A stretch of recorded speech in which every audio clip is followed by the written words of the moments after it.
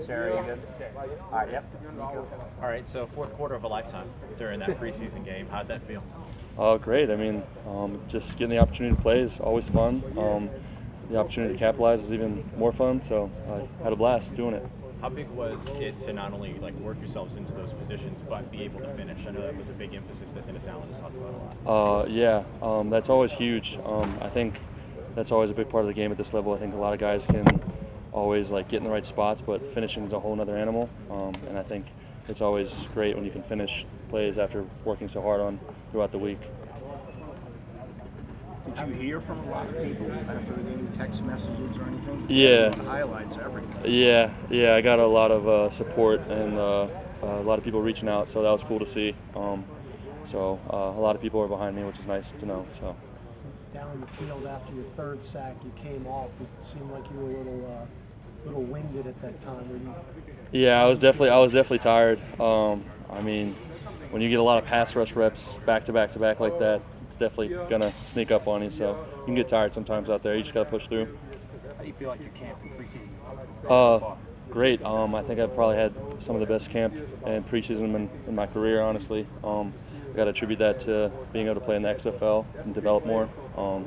Just getting those extra reps in the spring really helped me come along. So I think it's really translated to right now. It's like a cliche, but making the most of your opportunity. I mean, it seems like kind of grab the bull by the horns there, right? Yeah, absolutely. It's definitely cliche, but I think it hits the nail on the head. So definitely, there's not many opportunities because there's just so many guys. So making the most of it is definitely important.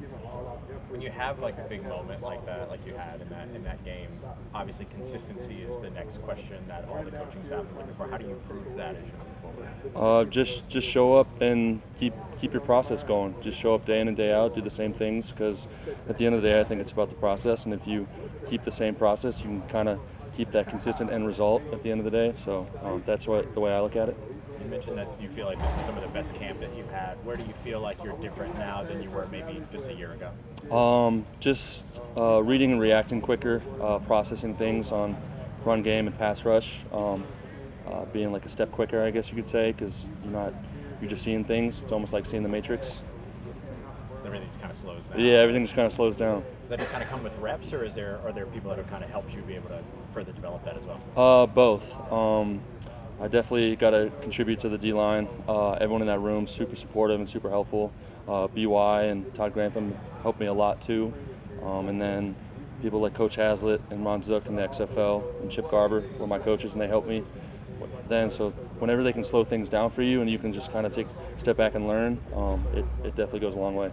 Just maybe a background question here. I know was Dartmouth one of the, I know Buddy Stevens coached here at Tulane, but were they one of the first programs that do tackling or something like that? Was that an adjustment for you, different practices when you got to the NFL compared to college? Yeah, they had this thing called the MVP, which was that robotic tackling dummy, and we always used that. It was kind of I guess you could say invented there by the engineering program, and I thought it was actually pretty beneficial because one, you're not banging against your own guys all the time, and two, you kind of teaches you more body control because you can't really see the wheels on the bottom, and that thing will just stop on a dime, and you'll learn not to whiff as much. So it definitely helps with your own body control, but also with injury prevention and stuff like that. Have you ever had a quarter like that? Did you stop football before 3 sacks? No, not like that. That was definitely a fun drive to see. So nothing in a live game like that. So that was cool. You mentioned Todd Grantham. One of the things that he's spoken about is not only coaching to the unit, but coaching to the individual. Has that been impactful for you? Oh, absolutely. Yeah, he looks at us.